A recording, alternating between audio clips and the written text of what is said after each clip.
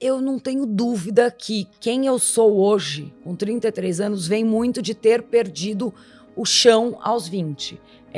Eu sempre tive uma vida cheia de privilégios financeiros, muito confortável, melhores escolas, tudo ótimo, tudo maravilhoso. Então, nunca foi por esse lado. Agora, você perder a mãe aos 20 anos, molda.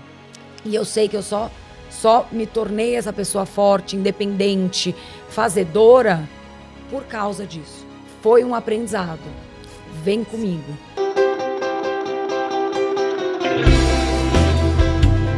Sejam muito bem-vindos a mais um Papo Íntimo. A minha convidada de hoje é caçula de 3 irmãos.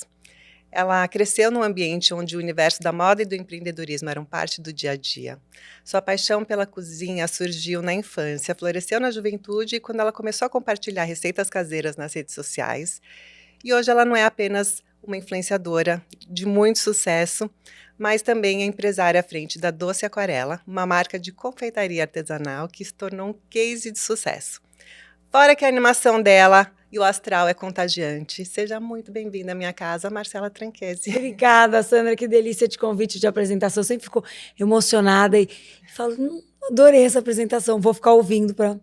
Mas não é a tua cara? Ai, eu adorei, obrigada. Adoro ouvir seu podcast, é uma delícia, é um papo gostoso. Falei, vim para cá ouvindo, falei, ai, que delícia, agora próximo serei eu. E aqui em casa é gostoso, bem informal, é um bate-papo mesmo, e que as pessoas tiram vários insights, assim, eu recebo muito feedback, sabe, Mar, porque são histórias de pessoas de sucesso que podem inspirar, às vezes você fala uma coisinha que transforma a jornada de alguém, sabe, algum insight, e isso pra gente, né, que tá aqui do outro lado, é muito gratificante. Obrigada, eu amo, eu gosto de ouvir podcast, gosto de ouvir entrevista, porque é isso que você falou, cada pincelada de uma pessoa vai moldando seus conhecimentos e tudo mais. A gente consegue aprender um pouco com todo mundo. E eu aqui, falando com você, já tiro também vários insights. Obrigada. Então, imagina as pessoas que estão assistindo. E cada coisa pega para uma pessoa diferente. Assim, às vezes um detalhe de uma fala é muito legal mesmo. Mas muito obrigada por estar aqui. E, bom, a gente já se conhece há um tempão, né? Eu conhecia mais a Lu, porque ela trabalhava na Daslu. Bom, a tua mãe tem uma história de empreendedorismo, uma história de pioneirismo. A pessoa que trouxe a moda internacional para o Brasil, esse mercado de luxo, que ela não gostava que falava que era luxo, né? Mas ela abriu as portas do Brasil para o mundo e inovou de um jeito que nunca mais a gente viu acontecer no Brasil. Foi uma super pioneira, né? E um ícone da moda no Brasil, uma referência de mulher empreendedora. Como você acha que isso influenciou assim na tua criação e agora com uma carreira mais madura? Como é que você acha que aconteceu isso tudo? Quando a gente é criança, a gente não tem noção muito das coisas. Então, você tem só o exemplo em casa que para você é normal porque você está acostumada a ver aquilo. E tanto minha mãe quanto meu pai sempre trabalharam muito, sempre foram muito família, muito amorosos, mas muito trabalhadores. Meu pai é médico, minha mãe era empresária, sempre gostou de falar de trabalho, de se rodear das pessoas que ela trabalhava e da família. Então a gente brincava em casa que todo sábado e domingo tinha um almoço em casa com visita. Ela adorava receber em casa. Ela gostava sempre de abrir as portas para que as pessoas viessem. E o assunto era sempre o trabalho. Então, no almoço sábado era coleção, no almoço domingo era revista. E a gente cresceu desse jeito em casa, sempre falando de trabalho. O meu pai médico, todas as refeições sempre foram interrompidas Aliás, por um telefone. A Que é uma dedicação incrível, assim. Ele é um exemplo de uma pessoa que tem o dom da medicina, mas que também exige uma entrega muito grande. Sim, não tem dúvida. Então, em casa a gente tinha essa coisa do trabalho. E pequeno você não entende muito isso. Agora, mais velho, eu vejo o peso e o comprometimento e a responsabilidade da minha mãe como empresária. Como ela era forte, mas também sempre muito amorosa com a gente, como ela conseguia guiar e e liderar de uma forma forte, mas inspiradora, que eu acho que é o segredo de uma liderança. Você tem que ter uma firmeza, você tem que ter uma posição de liderança, ao mesmo tempo que você inspira os outros, que você puxa os outros para crescerem com você. Até minha mãe faleceu há 13 anos, eu perdi. Já faz 13 anos. Foi Gente, em mas 2012, passa muito rápido. E eu tinha 20 anos. Então, a gente sempre esteve muito, muito próximo, ela gostava da gente perto. Então, como ela trabalhava muito, se ela não estava em casa de manhã, a gente ia para a loja, saía da escola, encontrava ela. Quando eu passei a estudar de manhã, ela sentiu muito, porque a manhã era um pouco do tempo que ela tinha em casa. Então, eu saía da escola e ia para a loja para vê-la trabalhando e para que ela pudesse ficar um pouco comigo. Ela tinha essa liberdade de poder levar a gente. Então, eu aprendi muito e hoje eu lembro muito do que eu vi, assim. Na Doce Aquarela, eu tenho 29 funcionários hoje. E eu sinto uma responsabilidade absurda, porque como influenciadora, você tem muitos prestadores de serviço, você trabalha com os fotógrafos, os videomakers, assessoria, mas você ser responsável por 29 famílias, todos os dias eu sinto o peso e também a confiança, a responsabilidade disso de uma forma muito positiva. Minha mãe tinha quase 2.000 famílias, então eu imagino e gostaria, obviamente, de trocar dicas com ela, mas eu acho que de todo mundo que eu encontro que trabalhou com ela, eu pego um pouco de como ser, como tocar e como trabalhar com as pessoas, porque eu acho que muito do nosso trabalho é pessoa. Com certeza.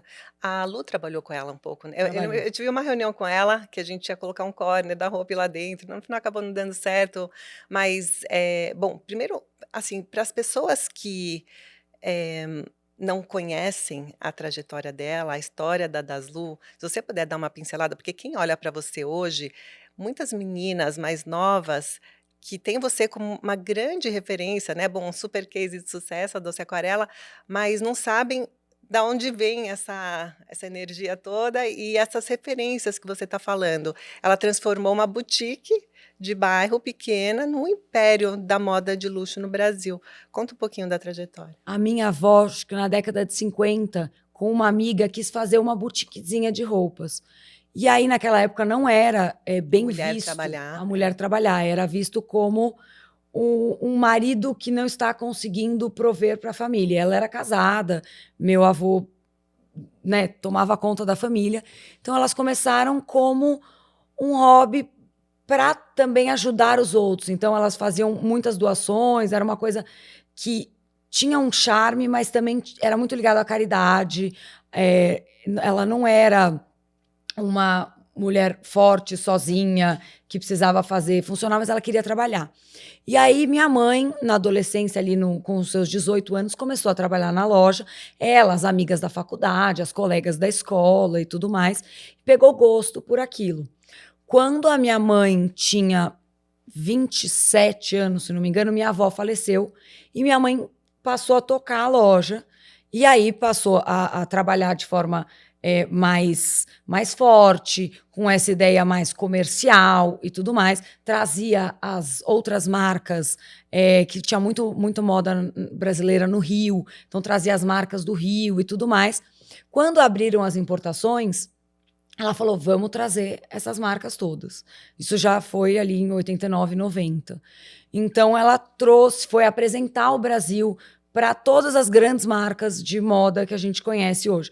Chanel, Dolce, Gucci, todas, todas. E ela foi atrás e o Brasil era desconhecido naquela época. Hoje, para a gente, para quem é mais novo, isso é é normal, impensável. é impensável, mas foi uma super inovação, foi um progresso que ela E as trouxe, né. marcas falavam, não, mas no Brasil não tem. O Brasil era Não tem mercado muito, para isso. É. era longe e era muito a Amazônia, era muito. Carnaval, samba, E, né, não tem mercado pô, não para tem isso. mercado para É. isso. E ela foi convencendo, falou: não, tem sim, trouxe. Chegou a ter 200 marcas de fora, teve muitas marcas brasileiras. Ela respirava a moda e tinha muita visão, assim.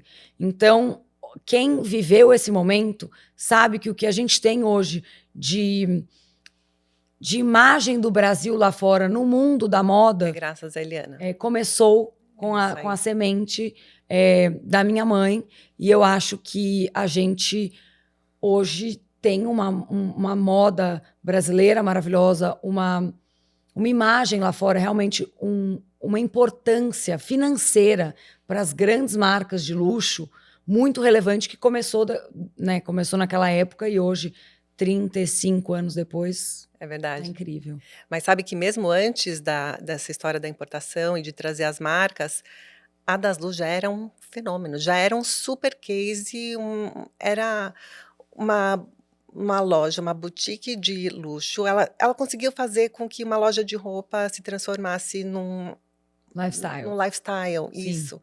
E aí ser vendedora da Daslu, antes até da Daslu grande, das Sim. importações, já era assim um sonho de todas as meninas. É que você talvez era muito nova, né? Mas eu vivia, frequentava a loja, eu olhava aquelas vendedoras, a Suzana, a Donata ia receber a tua mãe, era muito presente na loja. Eu gosto de contar isso porque eu Sim. sei que você talvez não viveu esse tempo e Não, eu estava lá você sempre, ela estava lá estava mais sempre pequenininha. na Ela loja, estava porque lá, mão na massa, no operacional, porque as pessoas falam assim, não, hoje em dia, né, esses gurus de gestão, não, você tem que sair do operacional, tem que ter... Ela estava lá, né, com a faca no dente, acho que você vivendo a tem que operação. ter o momento para ser estratégica, porque senão você é engolido pelo Sim, operacional. Eu vejo também. hoje na Doce Aquarela, por mais que a gente seja, né, muito pequeno comparado a outras grandes empresas, a você, a tudo isso, você tem que ter o seu tempo de estratégico, porque senão você só apaga incêndio ali no operacional, você não consegue ter, às vezes, uma ideia, uma visão, um planejamento de 6 meses, 1 ano, 3 anos, 10 anos, mas é o operacional que muda tudo. É. Eu acho que é o tete a tete com o cliente, é entender o seu público, é entender do seu produto, é tá próximo Tá mesmo ali. próximo, até porque tudo volta para pessoas, né, que nem você falou Sim. antes, tanto os funcionários, colaboradores, quanto clientes. Se você não entender de pessoas, não adianta você entender de produto, você tem Você que não vai entender da entender de pessoa que está produto. comprando. Você vai achar que você entende do produto, mas o produto é o jeito que veste, o sutiã, o que a cliente tá sentindo, o que a rede social está trazendo. Eu acho que hoje a gente tem um privilégio enorme de relação direta, rápida, fácil e de confiança com o cliente final no direct em instantes. Você consegue resolver uma questão. Então, tem muita troca tem muita coisa que a gente aprende nessa troca que a internet facilitou, né? Não necessariamente você precisa estar ali na loja, mas você pode estar sempre conectada com o cliente, que você já vai De alguma melhorar verdade. muito. Mas antes de chegar na Doce Aquarela, você começou, bom, você perdeu a tua mãe, você era muito novinha, 20 anos, você estava na faculdade. Estava na primeira semana de faculdade. Primeira semana. Primeira semana de Meu faculdade. Deus. E vem essa bomba que transforma a vida e você naquele momento de definir carreira, rumos, e você logo depois você teve um estágio e tal, depois você teve a história de virar influenciadora, né, você tinha a Lu tinha aberto o Sim. caminho. Como é que foi isso para você? Hoje, eu sou da primeira geração das influenciadoras, digamos assim, mas eu não fui a primeira turma que aderiu. A Lu e as amigas começaram como blogueiras e, na época, eu queria fazer faculdade fora, eu não sabia o que eu queria, eu não queria ainda me abrir, eu não me via no formato de blog, que era muito um diário próximo. Quem é de hoje em dia do Insta, do TikTok, não entende muito. Mas assim, eram textos muito pessoais e tudo mais, eu era muito nova, eu tinha uma certa timidez, mas a Lu já era blogueira nessa época. E eu quis fazer publicidade, entrei na faculdade, minha mãe faleceu na primeira semana de faculdade. Nossa, que difícil. E eu falei, eu não vou perder o semestre, porque se você perde o semestre, você perde o fio da meada. É o primeiro. Eu atrasei para entrar na faculdade porque eu queria morar fora, no fim não deu certo, foi a melhor coisa que aconteceu. A gente, quem é novinho e tá ouvindo a gente, às vezes não entende. Eu queria muito fazer faculdade fora. E não rolou, por N motivos. E quando não rolou, eu fiquei muito frustrada. Não ter rolado foi o que me fez ficar aqui nos 6, 8 meses finais da vida da minha mãe. Então também foi maravilhoso. Teria sido talvez uma frustração minha, teria sido muito mais difícil e não tivesse vivido esses se eu últimos tivesse dias. longe. Então foi muito bom. Eu fiz ESPM. O primeiro semestre foi muito difícil, mas eu falei, eu vou tocar do jeito que der, emocionalmente do jeito que der. Toquei sem nenhuma DP, passei. Depois fui ali tendo que digerir aquilo, mas segui. E aí veio a oportunidade de um estágio na Agência África para atendimento, que eu inicialmente achei que eu não quisesse trabalhar em agência, porque o mundo de publicidade te dá muito, assim, como diversos outros cursos, eu acho que conhecimento sempre te abre portas. Então, você faz administração, você pode trabalhar em muitas áreas de uma empresa, você faz direito, você pode trabalhar em muitas áreas. Por que você escolheu comunicação e marketing? Porque eu, quando era nova, eu flertei com direito, eu flertei com arquitetura, que até hoje eu amo. Eu fiz arquitetura. É maravilhoso. Ai, eu queria ter feito, Adoro. talvez, mas eu queria ter feito também. Mas eu sou muito comunicativa, eu sempre gostei Super. de marketing, então eu acho que era um curso natural para mim. Tá. Ao mesmo tempo que com direito e arquitetura eu aprenderia muito, com comunicação eu aprendi muito, mas era mais natural. Você joga ali no seu ramo, assim, onde você tem uma fluidez. Uma habilidade natural. Uma habilidade natural. E eu amei ter feito a SPM, foi muito bom. E aí, quando surgiu a oportunidade do estágio na África, eu abracei. E foi também a melhor decisão que eu tomei. Foi muito difícil sair para tomar a decisão de ser influenciadora. Eu fiquei quase um ano, eu fiquei em 2014, estagiando na África. Foi um privilégio enorme. Eu era estagiária do time de atendimento de Brahma e Budweiser no ano da Copa do Mundo, que os dois eram patrocinadores. Uau. Então, tinha muita coisa para fazer. Tudo é aprendizado no estágio. Eu acho que eu peguei também um estágio muito bacana, um privilégio enorme, com os melhores chefes, com pessoas que me ensinaram muito, muita coisa que eu aprendi lá. Eu uso até hoje, 11 anos depois. E eu criei coragem para sair, para ser influenciadora, porque eu já tinha a procura de clientes, de potenciais parcerias como influenciadora. Era o começo dos influenciadores, não era como hoje, que já é um mercado consolidado, que é um dinheiro meio garantido, uma coisa que paga muito, que rende muito. Eu saí como uma aposta e eu lembro que eu chorei muito quando eu saí, porque eu tinha muito medo. E eu pedi demissão e o meu chefe falou, eu tenho certeza que vai ser um sucesso. Eu falei, se não for, eu posso voltar. Aí eu passei, acho que muitos anos, até hoje eu encontro ele e falo, ai... Dá tempo ainda de voltar. Se eu quiser, você me aceita de volta? Lógico, você não vai querer, mas eu aceito, pode voltar quando você quiser. E eu dei esse pulo, esse salto, porque a Luciana já mostrava que tinha uma busca por mim, que tinha essa procura. Eu já tinha um Instagram que não dava tempo de trabalhar nele, porque eu acordava às 6, treinava das 7 às 8, fazia estágio das 9 às 7 e faculdade das 7 às 11.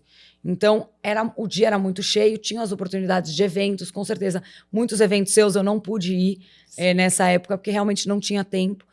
E aí eu me joguei, porque podia, né?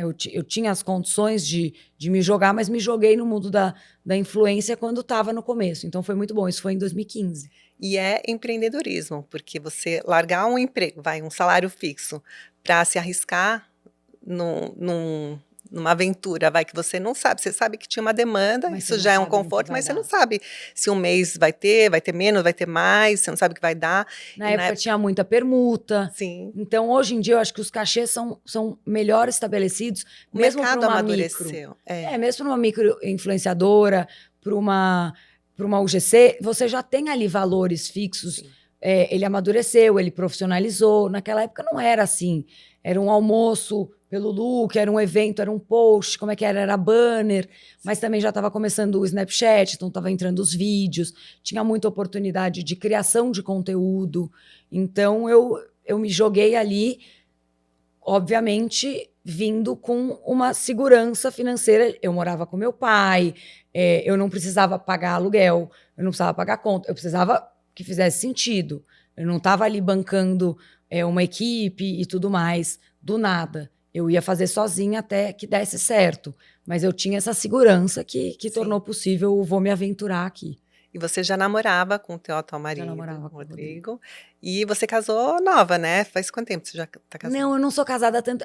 Eu tô com o Rodrigo há 11 anos. Tá. Mas a gente foi morar junto em Ah, você morou junto. 2016 Sim. e a gente casou em 2022. Então a gente ficou morando junto há muito tempo. A gente mora juntos há quase 10 anos. Mas a gente casou, vai fazer 3 ainda. Então a gente começou ali a vida juntos, as responsabilidades juntos, muito novo.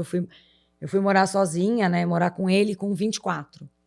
Tá. Então, eu me achava muito A gente se adulta. Hoje acha eu falo, adulta, gente, eu Não, era eu muito casei nova. com 20, eu me achava adulta. Adultíssima, eu tô pronta, como assim? Tô Pai, pronta. mãe, dá licença. Ai, que delícia. Ô, Mai, você tem umas editorias no teu Instagram, né, no teu perfil, que, bom, são super divertidas, teu perfil é muito gostoso de seguir, e tem a Marcela Casamenteira, né, quando você se arruma para um casamento, para uma festa, tem a Marcela Mestre Cuca. Que é maravilhosa. Foi daí que veio toda a ideia da Doce Então Aquarela. conta como é que foi. Eu tinha, desde o início, eu comecei muito com... Naquela época eu falei, eu preciso fortalecer minha base, preciso fazer muitos conteúdos lá em 2015. O que eu vou fazer? E aí eu tinha um Excel que eu organizava os conteúdos. Só que eu tinha 4 pilares. Então eu falava de beleza, skincare, maquiagem, eu falava de moda. Menos, no início eu tinha uma certa timidez. Eu falava de lifestyle, uma dica de restaurante, de uma viagem, alguma coisa assim do que a gente vive. E eu falava de receitas, de forma muito orgânica e despretensiosa, porque eu gostava de fazer sobremesas em casa para mim, sem muita técnica, mas gostosa, sabe? Igual a gente gosta de comer, eu gostava de fazer. E a partir disso, eu fui estabelecendo todos os assuntos e que eles tinham que estar sempre intercalados, porque talvez eu tenha um cliente, talvez eu tenha um seguidor que gosta só deste assunto. E ele começa a me seguir porque ele amou uma receita que eu fiz, ou ele adorou uma dica de maquiagem. Eu preciso ter uma periodicidade dessa entrega. Uma consistência. Então, uma consistência de depois de X dias precisa aparecer de novo. Senão ele vai ficar vendo 15 dias de assuntos que não interessam para ele. Então eu tinha essa coisa muito bem organizada no início, hoje já é muito mais solto, orgânico, hoje eu não penso nisso, eu não estruturo isso dessa forma, mas no começo foi assim, e sempre fez sucesso, sempre mesclei muito bem todos os assuntos, e eles criaram, assim, patotas específicas. É lógico que eu tenho quem gosta de um todo, mas tem quem gosta muito das dicas do Marcela Casamenteira, que a pessoa vai ter uma festa, vai ser madrinha, é mãe de noiva, vai ser a noiva, e quer uma dica desse mundo. Eu adoro todas, de viagem, de restaurante, de tudo. Mas eu gosto de todas, eu gosto de fazer todas, eu acho E aí, legal. fazendo essas receitas, era uma editoria, era um canal já que as pessoas gostavam muito. E de onde veio a ideia? Bom, você já empreendeu em outras coisas, você já fez parcerias, na verdade, Sim. com clientes anunciantes seus, que as pessoas acham que você está por trás. As collabs, sempre abracei collab, todo mundo achava que eu era a dona da marca da collab. Sim. Tanto que quando eu lancei a Doce Aquarela, as pessoas às vezes Mas ela já tinha, é uma né? collab? Eu falei, não, gente, é meu. Não, mas quem que fez? Eu. Mas como foi? Eu fiz. Porque eu sempre abracei muito as collabs. E eu acho que não tem elogio maior. Às vezes a influenciadora, ela faz a collab e ela fica muito reticente de como que eu vou fazer, porque é uma collab, eu preciso... A hora que as pessoas acham que a marca que eu tenho uma collab é minha, eu fiz bem. Você fez bem feito. Eu abracei, eu vesti a camisa, eu fiz direito, eu tive a liberdade também, eu tive uma sinergia, é muito bacana isso. E eu tive collabs muito bem sucedidas, mas eu nunca tinha pensado em abrir uma marca de bolo. Nunca. Eu nunca fiz nada estratégico para isso. Vamos aquecer, vamos ver se tem mercado.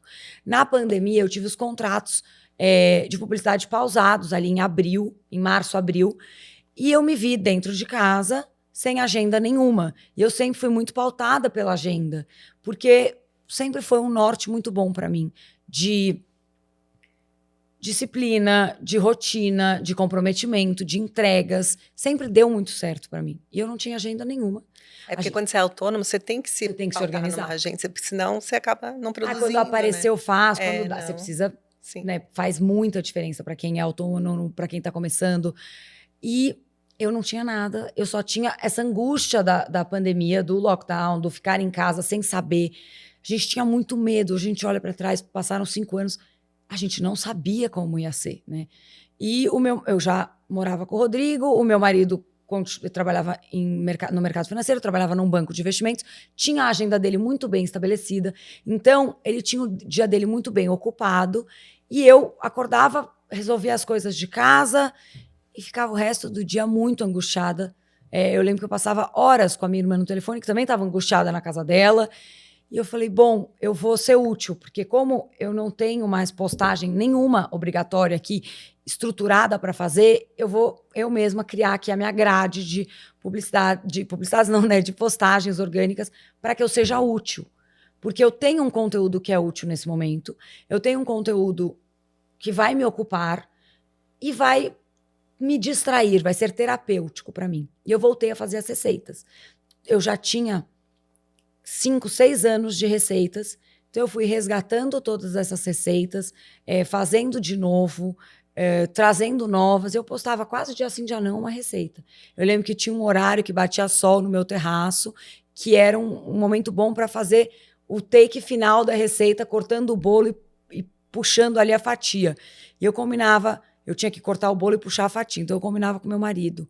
Que horas que você consegue filmar eu cortando o bolo e puxando a fatia? Porque eu não vou conseguir filmar e cortar. Eu conseguia gravar a receita sozinha. Eu colocava um tripé e dava certo. Mas no sol, a hora que eu botava o celular, ele fazia sombra. Então eu precisava da ajuda do Rodrigo. E eu marcava horário. Que horas? Ele falou, pô, eu tenho reunião de hora em hora. Mas aqui, 3h55, eu posso entre uma reunião e outra. Eu falava, tá bom. Eu deixava tudo pronto para ele filmar o take final. Eu passava o resto do dia editando e subindo. E assim eu fui fazendo. Como estava todo mundo olhando para isso, porque estava todo mundo em casa, foi um conteúdo muito útil, ele viralizou e as pessoas amavam as receitas. E ao longo dos meses, elas foram pedindo para... você devia comercializar o bolo. Eu falei, gente, mas como? Eu faço, porque é terapêutico. Eu faço para as minhas amigas. Isso foi passando 2020, 21. 21 as pessoas passaram um ano inteiro pedindo. Eu falei, será? Fiquei pensando, fiquei com aquilo na cabeça, matutando se tinha um negócio, mas, gente, eu tinha pensado em diversos negócios para abrir. Nenhum deles era vender bolo. Nenhum deles era mexer com comida perecível. É outro mundo para mim. Eu podia fazer uma marca de skincare, de maquiagem, de roupa, de coisa para casa. Sim. De muitas outras coisas que eu entendia melhor, que eu dominava mais, que estavam mais inseridas ali no meu dia a dia. Mas acabou que foi pelo bolo que eu empreendi. Às vezes a gente acha que é um acaso. Né, nunca é. Era para ser assim, né? E era com uma coisa que é genuína e que foi se moldando, né? Eu vejo muitos jovens e muitas jovens, de novo, que se espelham em você, ficam nessa fase de definir carreira, o que vai estudar e tal. Não precisa ficar desesperado, porque a vida vai levando, né? Os caminhos vão aparecendo conforme você vai caminhando. Eu acho que a gente tem que entender, quando é jovem e com a Doce Aquarela, com esse boom, eu tenho muitas novas seguidoras jovens, né? E eu tenho essa responsabilidade que conhecimento ninguém tira. Então você pode perder o que for da sua vida. Você pode perder familiares, você pode perder bens materiais, mas o seu conhecimento e sua bagagem ninguém vai tirar. Então, conhecimento nunca é demais. Se eu tivesse feito faculdade de Direito, eu usaria na minha carreira hoje. Se eu tivesse feito arquitetura, eu usaria. Se eu tivesse feito publicidade, fiz publicidade, eu uso. Administração ou economia seria muito útil. Então, conhecimento ninguém tira para qualquer lado que você vá. Garanto o seu, é uma coisa sua e muito importante e necessária. Mas também entenda que nada é tão definitivo assim. A gente pode fazer mudanças de carreira, a gente pode se adaptar ao mercado, a gente pode mudar de país, mudar de carreira completamente e ir se adaptando. No início a gente tem muito medo, porque o que vai ser, e agora, e se der certo, que bom, e se não der, aprendizados, e você vai levar esse aprendizado para outro lado, para outro ramo, você pode empreender, não dar certo, e levar esse conhecimento de quem empreendeu, e de quem foi dono de empresa, de quem vestiu a camisa e batalhou para ser colaborador e funcionário de alguém, já com uma outra postura. Tudo é aprendizado. Tudo é aprendizado, verdade. Tudo é aprendizado. E foi também o estágio que me deu uma noção de hierarquia, que eu acho que é muito importante, porque eu eu depois fui autônoma como influenciadora e você é uma prestadora de serviço, mas também é dona da sua empresa e você ter noção de hierarquia, de respeito, de realmente empresa faz muita diferença. Então abrace todas as oportunidades que aparecerem, todas. Pode não ser sua área, mas o conhecimento que você vai pegar disso, você pode aplicar para outras áreas depois. A gente, às vezes, se paralisa muito quando a gente é nova, porque a gente quer o perfeito. Não existe. Não vai vir, né? Vai abraçando, vai mudando, vai corrigindo a rota. A gente faz muita coisa hoje, tenho certeza que você também, que não foi planejado. Nunca. Mas foi o que te levou. Isso aqui. Isso aqui onde estamos hoje. Onde estamos hoje. E você falou uma coisa muito importante, que é a questão da hierarquia, de estabelecer os padrões e, enfim, respeitar a ordem das coisas. E essa geração mais nova, a geração Z, tem as questões, né, com hierarquia. Então, é muito importante você falar. Tem algumas coisas que você fala que eu acho que conecta com quem está ouvindo a gente, que vai ser bem importante. A gente aprende muito com a geração Z. A gente aprende muito. Muitas coisas, e eu acho que é uma troca mesmo geracional muito importante. Eu vejo com muitos bons olhos o tempo que eu fui estagiária, porque eu acho que tive chefes maravilhosos, mas eram 10 pessoas acima de mim. Eu aprendi muito, e você aprende processos que são tão importantes. E você ensina também, né? Também. Quando a gente está trabalhando, a gente aprende. Eu aprendo todos os dias com colaboradores mais novos, mais velhos. A gente aprende todos os dias e com todo tipo de pessoas que fazem parte aí da nossa vida, do nosso ecossistema de negócios. Falando em ecossistema de negócios, você hoje, então, tem uma empresa que, bom, foi um fenômeno no lançamento. A gente vai falar dos perrengues, mas eu queria que você desse uma ideia de números, porque teve uma história, em 3 minutos, não sei quantos pedidos. Todo dia tinha recorde dos 3 minutos. Recordes atrás de recordes, nos 3 minutos. Foi uma loucura. A gente, hoje, continua crescendo muito. Assim que eu lancei a Doce Aquarela, eu não fazia a menor ideia quanto ia vender, e eu não sabia o que ia ser. No primeiro dia, entraram 200 pedidos, 178 pedidos em 3 minutos. O sistema caiu porque não tinha, na época, sistema que suportasse tantos pedidos por segundo simultâneos na mesma loja. Uma loucura. Então, foi uma loucura. Os pedidos foram todos cancelados. A gente entendeu melhor como estruturar isso, como aprender. E a gente percebeu que a gente tinha um fenômeno viral nas mãos. Então, ok, viralizamos. Vamos tentar aqui estruturar para aumentar a produção, que a gente não fazia ideia quanto venderia, então não tinha como preparar. É muito diferente se você trabalha com um produto, uma comida perecível, de um estoque de qualquer produto. Você pode ter um estoque de milhares de sutiãs e tá tudo bem, porque você tem uma década para vendê-los, né? Você tem muito tempo. Quando é perecível, você não sabe. E a primeira vez você faz, você não sabe se vai vender 100, se vai vender 1000, né? E assim, se eu vou lançar um batom, você estoca, você tem ali um Anvisa 3 anos de validade, você faz uma promoção, você muda a estratégia. Eu não fazia a menor ideia. E aí a gente teve um viral na mão nos primeiros dias. E fomos entendendo, não tinha como aumentar a produção de um dia para o outro, porque a gente também não estruturou um negócio absurdo, com um investimento milionário, sem ter ideia do que eu tinha nas mãos. Foi tudo muito em casa, não na minha casa fisicamente, mas assim, foi tudo muito enxuto, porque eu não vou me jogar num mundo que eu não faço a menor ideia e eu não sei qual é a demanda, porque as pessoas querem comprar, porque eu não estou vendendo. E eu fiz o esquenta. Em 4 dias, eu anunciei no domingo, segunda-feira, 9 da manhã, estava vendendo ali no Rappi. Às 9 da manhã está aqui. Então, foi tudo muito rápido. Não teve como entender a demanda meses ali aquecendo. Foi papum. Nas primeiras semanas, a gente conseguiu estruturar. Com 2 semanas, a gente conseguiu já dobrar a produção. Nos finais de semana, a gente conseguia fazer 2 turnos de produção, sábado e domingo, que a gente via que esgotava ainda mais rápido. E a gente foi crescendo, se estruturando, ampliando. Em dezembro, janeiro, a gente montou uma cozinha estruturada, parruda, com 4 fornos, com um monte de batedeira, com panelas novas, com uma equipe robusta. A gente começou com uma equipe pequena que foi crescendo com a gente, se estruturando, elas foram ficando líderes de equipes. Então, cada uma hoje tem a sua equipe ali com 3, 4, 5 pessoas abaixo para conseguir tocar, mas a gente foi aprendendo muito. Então, a gente teve um crescimento absurdo na última semana. A gente tem reuniões diárias, cada dia de um assunto para entender melhor a estratégia semanal da Doce Aquarela, os números, os pedidos, a produção. E a gente tem uma reunião fixa. De manhã eu estava aqui, desliguei e vim para cá. A gente cresceu 60% no último final de semana. Uau. Então a gente ainda cresce muito, Ainda. a gente teve um lançamento maravilhoso e a gente tem números absurdos de produção. Sempre que a Doce Aquarela faz um mêsversário, a gente faz um post para agradecer muito os clientes, para dizer que a gente ainda está aprendendo com eles, a gente está crescendo junto, a gente está se estruturando, é uma troca, a gente faz lançamentos, a gente ouve os pedidos, a gente se adapta para eles e a gente tem mais de 2 toneladas de leite moça por semana na produção. Então, assim, os números são muito impressionantes. Todo mundo que a gente conta, o número de pedidos, o número de clientes, é inacreditável. A gente tem 29 colaboradores, a nossa produção roda 24 horas por dia, em 4 turnos. No turno da tarde, os 2 turnos correm juntos. A gente não para de ampliar o espaço físico para que comporte essa produção. Então, o crescimento de 60% semana passada já acendeu um alerta.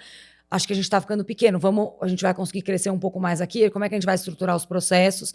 A gente tem uma parceria com o Rapturbo que fez a gente chegar a entrega em 72 bairros, 24 horas por dia, 7 dias por semana. Então, tanto a produção quanto a entrega funcionam 24 horas por dia. A gente está sempre conectado, assim.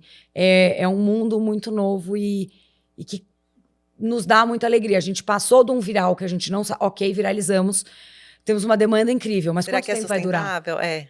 E a gente continua viu que crescendo muito feliz, assim. E como você se estruturou na gestão? Você tem alguém responsável pela gestão, pelos processos? A gente não sabia o que ia ser. Então, eu não sabia o que ia ser no primeiro dia. No primeiro dia, eu tive que sair correndo para fazer mais um pedido de embalagem, porque eu percebi que eu achei que ia vender menos do que ia vender. Tem uma demora para entrega. Então, vamos estruturar para que não falte embalagem. Já que tem demanda, não dá para eu frear a demanda por falta de embalagem. Eventualmente tive que frear ali, porque você vai crescendo. Tem uma hora que você fala, nossa, vou ter que frear aqui um pouco, porque vai faltar embalagem com os prazos e tudo mais. Mas a gente foi se estruturando e no começo eu meio que fazia tudo. Todo mundo meio que faz tudo.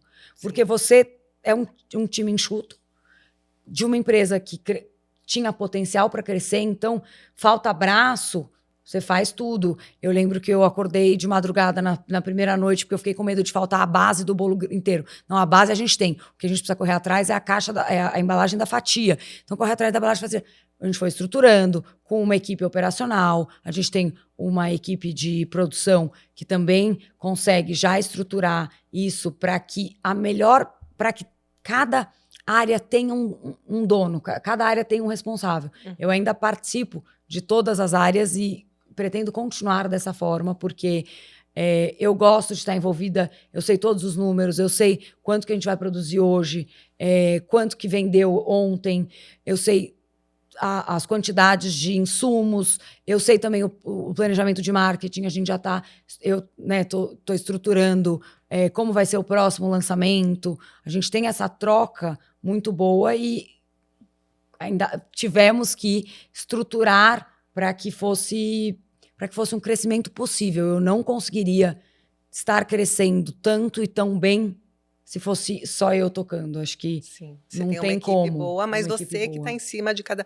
Porque você deve ter uma área de compras, uma área de produção, uma área de marketing, mas você que está... A área de marketing é eu, com as ideias mesmo. e tudo mais, mas o resto a gente tem uma pessoa responsável pelo financeiro, pela expedição para todos os envios, pelo controle de qualidade, pela produção, por compras, que é chave para o volume que a gente está hoje de compras, é chave. A negociação ali faz muita diferença, a entrega, os prazos, as embalagens. A gente começou muito enxuto, tanto em cardápio quanto em equipe e em processos. Não tinha processo no início, né? Você não sabe fazer processo.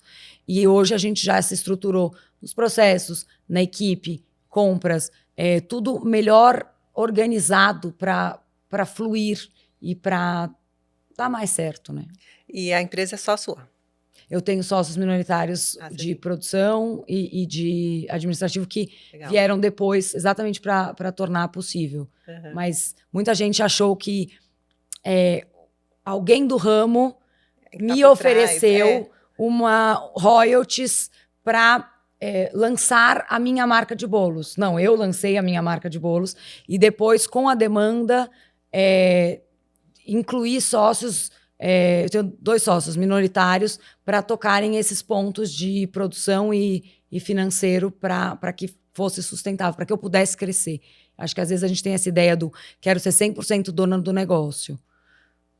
Mas 100% eu tenho uma capacidade, né, Sim. de tamanho. Eu posso crescer mais, mas a empresa é minha, a Doce Aquarela é minha, foi uma ideia minha, fui eu que coloquei de pé. E o nome? Por que esse nome? Foi tanto vai e vem, eu tinha tanta dúvida, e eu lembro que, assim, eu não consigo pensar. Porque ela é muito simples. Então, quando eu falo, gente, foi tanto vai e vem, alguém falou, vai e vem para Doce Aquarela. Eu falei, cara, é difícil chegar no nome, porque eu não Achei queria que lindo o fosse nome. meu Não, é nome. que você é colorida, você é a coisa Foi dessa, sim, veio então daí a tem tudo ideia, a assim. ver. Eu queria algo alegre, mas eu queria algo leve. E eu não queria que fosse o meu nome, porque eu acho que eu queria que um dia ela fosse maior do que eu. No fim, viralizou tão rápido, foi tudo tão Sim. bom que na primeira semana ela já desacoplou de Ficou mim. maior que você. Mas eu tinha a ideia muito do aquarela, das cores de forma leve. E aí a gente foi vindo, o aquarela tem 2 L's, porque o meu nome tem 2 L's. Mas era uma coisa fácil. E hoje em dia todo nome tem que estar atrelado a um arroba, né? É muito importante você ter um Instagram. Então eu lembro que cada teste de nome, gostei. Entra no Insta. O arroba tá disponível? Não. Então esse não dá. E a gente foi vendo para que fosse fácil essa comunicação. Eu sou digital, né? Então eu sabia da importância de ter esse canal de comunicação direta com seguidores. E você olha para trás e fala, Doce Aquarela. Eu falo, gente, pensei em tantos nomes, nem sei. Não, e é lindo. E sabe, Má, esses erros, não é erros, né? Mas esses aprendizados são professores, né? Sim. E você estava falando, você não sabia da demanda tal. Você teve cliente que ficou bravo assim? Como Sim. assim? Eu sei porque eu tive agora. A gente lançou uma collab com o Super Coffee e também a gente não imaginou a demanda assim, esgotou. Primeiro final de semana já tinha produto esgotado. E aí, como vocês anunciam um negócio que não tem para vender? Então, É fogo. né? A gente teve, porque nos primeiros dias a gente tinha essa questão de produção, demanda e sistema que não comportava a busca das pessoas. Então, eu fui muito transparente. Desde o primeiro minuto, eu dei a cara nos stories da marca, nos meus stories, e falei muito, muito, muito obrigada e 1000 desculpas. Então, acho que até os 3 meses de Doce Aquarela, todas as postagens tinham um norte. Obrigada, desculpa. Obrigado pelo prestígio, obrigado, desculpa qualquer problema. A gente está aberto a aprender, a gente está aqui para aprender. Somos muito gratos por todos os nossos clientes. Desculpa qualquer problema. Então, a turma tem a C Content que toca o Insta comigo, e eu falava, meninas, todos os conteúdos são desculpa, obrigado, desculpa, obrigado, desculpa, obrigado. Porque a pessoa também passa a entender a hora que você dá a cara a tapa, você reconhece o erro e você pede desculpas e agradece. Porque o meu cliente tem um monte de doceria para comprar bolo. Ele escolhe a minha. Eu sou muito grato a cada cliente que compra uma fatia. Não tem, só uma fatia. É de fatia em fatia que eu chego no número de fatias que eu vendo hoje. Então, todos os clientes são importantes, tudo é aprendizado e eu continuo muito com essa cabeça de desculpa, obrigado, continuo enviando os feedbacks, eles são super importantes pra gente. Não é porque a gente vai fazer 10 meses que eu sei tudo, muito pelo contrário. Tenho novos problemas, eu tenho novos aprendizados e eu sou muito do cliente. Então, é sempre desculpa, obrigado. Muita gente ficou bravo, mas a pessoa também entendeu e ficou feliz pelo sucesso. Muito Os clientes são maravilhosos. Fora que é um problema bom, né? É o melhor problema. É o melhor problema. É o melhor problema. Eu não reclamo disso. É só bom problema. Eu falei outro dia numa entrevista. Ai, mas como foi? Falou, eu só tive bons problemas. Eu sou muito grata, porque eu tive excesso de demanda, eu tenho muita gente querendo comprar o meu produto, eu tenho clientes fiéis, eu tenho uma recorrência altíssima. Então, eu só tenho bons problemas. Só tenho bons problemas. Como empresária, eu tenho os melhores possíveis. Eu tenho gente querendo comprar meu produto. Acho que o problema mesmo é Não ter vendas, não não ter ter venda e não ter demanda. saúde. É De verdade. resto. E a gente sabe que problemas moldam a gente, né? Você teve um trauma muito forte, né, com a perda da tua mãe. E eu vejo, infelizmente, é o que eu vejo aqui, né, conversando com vários empresários, empreendedores de sucesso, que é proporcional o tamanho do trauma ao tamanho do sucesso. Quem tem uma vida mais blasé tem um resultado mais blasé. Quem passa por uma grande dificuldade tem um resultado extraordinário. Você enxerga isso, que talvez a perda da tua mãe pode ter te impulsionado a chegar onde você chegou? Você passou por alguma outra grande dificuldade que possa ter te moldado? Eu não tenho dúvida que quem eu sou hoje, com 33 anos, vem muito de ter perdido o chão aos 20. Eu sempre tive uma vida cheia de privilégios financeiros, muito confortável, melhores escolas, tudo ótimo, tudo maravilhoso. Então, nunca foi por esse lado. Agora, você perder a mãe aos 20 anos molda. E em casa a gente sempre teve essa coisa dos pais fortes, trabalhadores, e ficamos assim. Então, eu aprendi muito com a perda. Eu tenho certeza que, a única certeza que eu tenho na vida, eu não seria quem eu sou hoje se eu não tivesse perdido minha mãe aos 20 anos. É lógico, eu adoraria tê-la aqui e não ser a pessoa que eu sou hoje. Eu seria uma pessoa diferente, mas tem coisas que não tem preço. Você tem uma mãe viva, com saúde, não tem preço. Mas já que a vida traçou a minha história dessa forma, eu tirei o melhor proveito disso. Eu acho que eu só sou quem eu sou hoje porque eu perdi minha mãe aos 20 anos. Adoraria tê-la aqui, mas eu também não fico idealizando muito. Eu comentei isso uma vez com a Lu. A minha madrasta, maravilhosa, e ela perdeu a mãe quando a mãe tinha 90 e tantos, e o pai, na véspera de fazer 102 anos. É um privilégio sem tamanho. Mas esses pais, que quase chegaram a 100 anos, também perderam um filho e passaram por um trauma. A vida de cada um é de uma forma. Eu olho com muita alegria quando alguém perde pai com 70, às vezes até 80 anos, o pai chegou ali no 100. Cara, é um privilégio sem tamanho. Mas não é a minha história, não foi a minha história. E só resta para cada um que está ouvindo o podcast entender que no início é muito frustrante. No início, você se questiona, por que comigo, por que comigo, por que comigo? A história de cada um é de um jeito. É lógico, daria tudo para que minha história pessoal fosse diferente, para que eu tivesse a minha mãe, que não conheceu o Rodrigo, que não me viu casar, que não vai ver os meus filhos. Isso não tem preço. Eu trocaria todo o sucesso por isso, mas eu também tenho todo esse sucesso porque me aconteceu. Então, já que a vida foi escrita dessa forma, eu acho que a gente pode colher os frutos dela da melhor forma possível. Não tem como mudar o que nos aconteceu. E eu sei que eu só me tornei essa pessoa forte, independente, fazedora por causa disso. Então, também, eu levo muito isso comigo, assim. Foi um aprendizado. Vem comigo. E a tua mãe era uma pessoa muito religiosa. Muito. Você herdou isso dela? Você Sim, também é assim? muito. Ela tinha muita fé, ela tinha religiosidade, ela tinha ali a missa aos domingos, rezar antes de dormir, ela tinha essa coisa das datas comemorativas. Eu acredito que você também seja da mesma forma, mas ela tinha muita fé. E eu vou à missa todos os domingos, eu tenho muita fé, eu agradeço tudo. Então, hoje tem uma missa especial. Eu falo pro meu marido, a gente tem que agradecer por tudo. A gente sempre olha, né? Domingo é um dia muito bom, essa coisa da religião. A gente geralmente se reunir ali sexta, sábado ou domingo.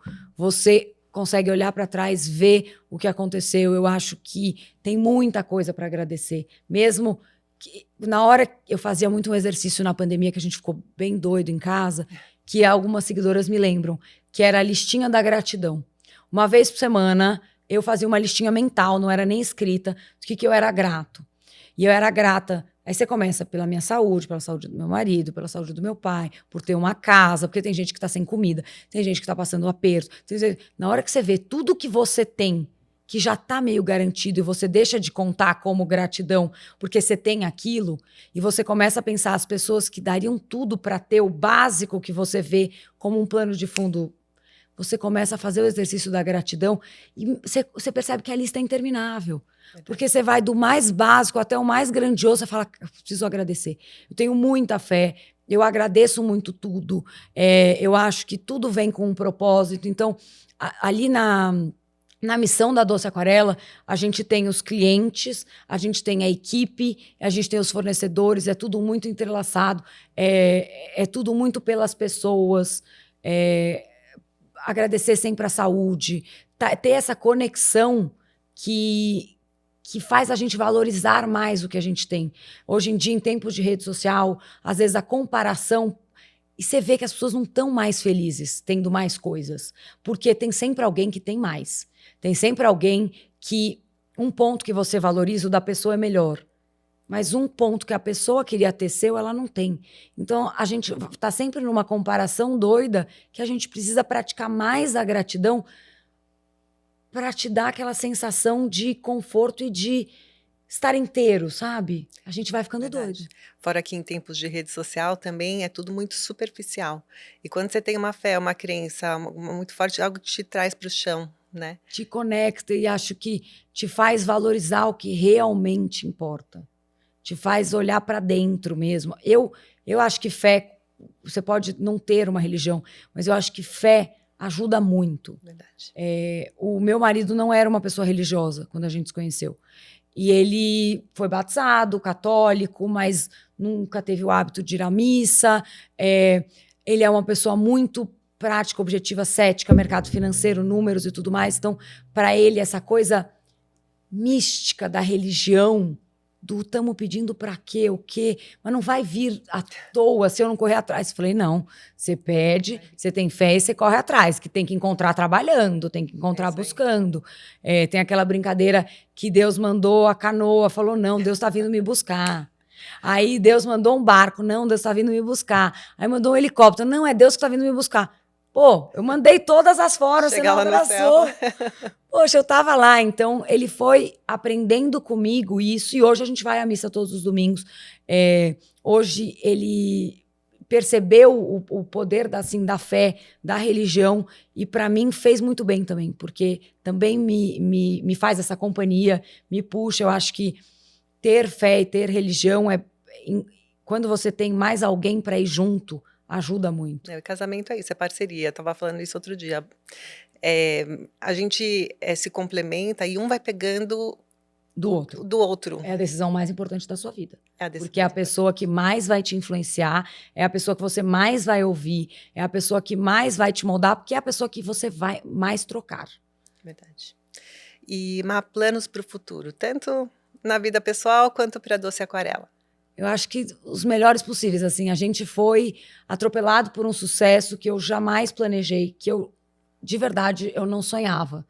Eu sonhava grande, eu esperava que talvez desse, mas eu nunca imaginei que chegaria onde a gente chegou. Então, a gente tem o sonho de continuar manter esse sucesso, que eu acho que lançar, viralizar e sustentar é muito legal, mas assim, manter, crescer. A gente hoje está só em São Paulo. Aonde mais a gente pode crescer fisicamente? Aonde mais a gente pode chegar? Hoje a gente tem uma experiência 100% delivery. Então, a gente tem o sonho de ter essa experiência tete a tete com o cliente, ter essa experiência física. Estamos pensando quando que é o momento para isso. Somos uma empresa nova, de muito sucesso, mas nova. Então, a gente tem que pensar bem aonde que a gente vai colocar os nossos esforços financeiros para que o crescimento seja muito assertivo e que tenha esse retorno para manter a saúde financeira da empresa. Eu hoje sou muito realizada profissionalmente, sou muito realizada pessoalmente. Eu mantive a minha carreira de influenciadora, só ficou ainda melhor com a vinda da Doce Aquarela. Uma dá força para outra, né? Uma dá força para outra. Dá medo, assim, no começo. Você acha que você não vai dar conta, você acha que uma não vai impulsionar a outra. Você tem medo porque a Doce Aquarela anda sozinha. Mas qualquer coisa na minha imagem atinge a Doce Aquarela, qualquer coisa na imagem da Doce Aquarela me atinge como influenciadora. Então eu tomo muito cuidado com isso. E me vejo assim, cada vez mais realizada. Eu acho que a gente faz planos, Deus dá risada e vai mostrando planos ainda melhores. Então, estou animada para os próximos. Planeja ter filhos? Muitos, se Deus quiser. Amém, e vai acontecer. Eu gostei muito do que você falou dos planos da Doce Aquarela. Eu acredito muito nesse modelo de experiência física. Eu acho que negócios que nascem no digital, legal, bacana, mas tem coisas que só com aquele contato físico de você passar, o atendimento é super importante, né? A equipe que vai atender a pessoa, aquele olho no olho, o aroma da loja, a música que toca. Acho que tem coisas que você só materializa quando você tem o físico. E esse casamento entre o físico e o digital é o ideal. Então, eu acredito muito. Eu sou uma entusiasta também do sistema de franquias. Eu acho que você tem um universo aí para navegar que você está só no comecinho, na primeira pontinha. Acho que a gente tem um mundo mesmo. Sim. A gente quer a gente conseguiu tudo isso entregando uma caixa. Então, assim, a gente conseguiu traduzir esse universo em uma embalagem, em um serviço de entrega, né, parceiro, mas assim, uma embalagem e um produto. Então, agora a gente pode sonhar com esse mundo que eu consigo traduzir mais da Doce Aquarela através de mais elementos, mais itens. Estou muito animada. Muito legal. Para o futuro. E amei esse convite, gente. É uma delícia o papo, viu? Você que está ouvindo. Tá demais. Nossa, passou uma hora e ainda nem fiz a minha pergunta final, que eu faço para todos os meus convidados que estão aqui em casa, para contar alguma coisa da intimidade. Quem é a Marcela na intimidade? Eu sou uma pessoa muito, por mais que não pareça, eu sou uma pessoa muito reservada. Eu sou uma pessoa super comunicativa, super expansiva, mas para mim, o dentro de casa, as amizades reais, o casamento é sagrado e é meu, sabe? Então, eu sei que muita gente cresce abrindo essa intimidade para os outros, tem um apelo muito grande. Pode valer a pena para muita gente, mas eu acho que tem coisas que eu faço questão de guardar para mim. Então, pouca gente sabe como é minha relação com o Rodrigo, pouca gente ouve a voz do Rodrigo, meu marido. Ele aparece pouco e eu gosto de guardar esse nosso casamento para a gente, mesmo tendo a Lu, minha irmã, influenciadora, os encontros de família, eles conseguem manter sempre essa intimidade preservada. E eu escolhi ter essa parte da minha vida pública, mas eu respeito muito e eu sempre respeitei pessoas privadas. Então, várias vezes eu, Marcela casamenteira, as pessoas falam, por que você não mostrou a noiva, a festa? Ela é uma pessoa privada, então, assim, não cabe a mim expor quem não escolheu ser exposto. Eu tenho muito, muito esse cuidado e eu gosto muito de preservar o meu casamento, a minha casa mesmo, para poucas pessoas, porque eu acho que tem que durar mais do que vale a exposição e mesmo o retorno que me traria. Eu guardo muito isso. Eu sou muito solta, eu sou muito leve, eu sou muito natural. Eu sou a mesma pessoa. Eu acho, quem me conhece e fala, nossa, você é igual às seguidoras que eu tenho o privilégio de conhecer na vida real, ali, no ao vivo. Você é muito igual, isso é maravilhoso, porque realmente eu não fiz um personagem para a internet, mas eu gosto muito de guardar isso, eu gosto muito de preservar, e eu acho que pode ser uma lição para mais pessoas, assim, entender que todo mundo deve ter algo que guarda para si ou para pouco, sabe? Com certeza. Algo mais privado. Mais privado, mais seu. Sim, e eu vou te falar, é a risada mais contagiante do universo. Mais Uma vez eu escandalosa, estava com no certeza. shopping, não sei se você vai lembrar, faz uns 10 anos. Estava no shopping e no Iguatemi, aí naquele vão central, assim, eu estava em outro andar, de repente eu ouço, era você e a Lu dando risada. Aí você até falou: Completamente. "Desculpa, desculpa". Desculpa, desculpa. Não, mas várias vezes a pessoa chega e fala: "Eu já sabia que você estava aqui, eu ouvi sua voz e sua risada". Eu falo: "Ai, A gente, desculpa". risada, É demais. gostoso. É uma delícia, contagia esse teu astral, tua inteligência, tua sabedoria, Obrigada. essa transparência também, você veio aqui, contou tantas coisas importantes, eu tenho certeza que vai inspirar muita gente com esse teu case de sucesso. Muito obrigada. Eu acho que trocar é muito gostoso, conversar é muito bom.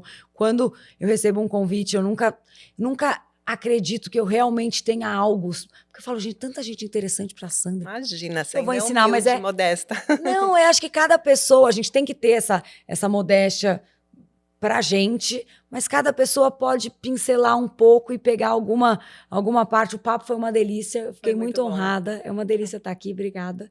Se você curtiu esse episódio, não deixa de deixar o seu carinho para Marcela, porque ela merece. E o universo devolve. Assina aqui o canal do Papo Íntimo no YouTube, porque aí você fica sabendo dos novos episódios, dá uma maratonada nos episódios anteriores, que eu tenho certeza que você vai adorar e se inspirar. Muito obrigada e até o próximo Papo Íntimo.